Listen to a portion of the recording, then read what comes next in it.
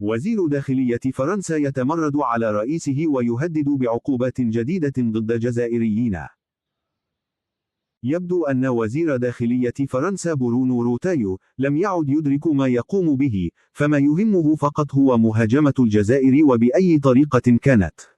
المهم هو توجيه سمومه نحو هذا البلد الذي أصبح الشغل الشاغل لليمين المتطرف في فرنسا. فرغم أن الرئيس الفرنسي إيمانويل ماكرون قرر سحب ملف العلاقات مع الجزائر من رئيس الوزراء فرانسوا بيرو وكل حكومته وعلى رأسهم وزير الداخلية، إلا أن هذا الأخير عاد ليهدد بإعادة النظر في اتفاقية 1968 كوسيلة يعتبرها جادة لمعاقبة الجزائر.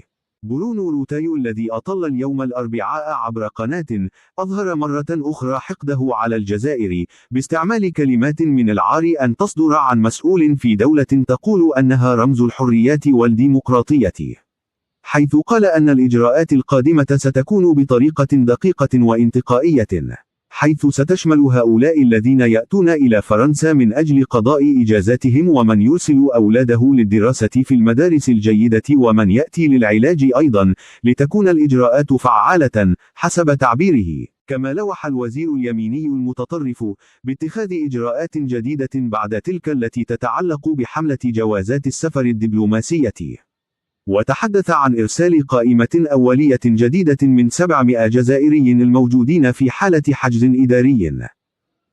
وقال روتايو إن هذه الإجراءات والإعدادات تأتي في إطار اللجنة الوزارية المشتركة برئاسة الوزير الأول، الذي قال إن القرارات في هذا الشأن ستأتي تدريجيا، مانحا للسلطات الجزائرية 4 أسابيع للشروع في ذلك على حد تعبير الوزير.